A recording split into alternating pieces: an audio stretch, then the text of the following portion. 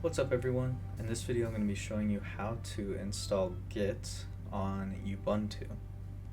So the first thing I want you to do is go to your terminal and type in git --version.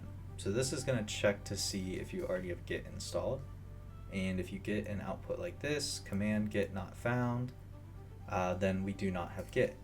But look at how handy this is. It says sudo apt, it gives you the command for how to install Git. So before I do that though, I'm going to do an apt update just to make sure that my packages are all up to date before I do the Git install. So this usually doesn't take more than maybe a minute or two to do the package update. And then once that's done, I'm just going to type sudo apt install git.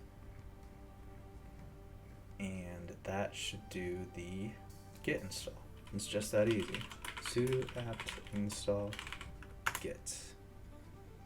Okay, and then 38.5 megabytes of data. I'm okay with that, so I'll click yes. And then it's going to start downloading Git.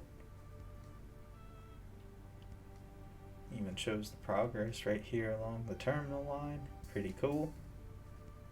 And at this point we should have Git. Fingers crossed. So if I type git --version, there we go, bang, just like that. We have Git version 2.25.1. Fantastic.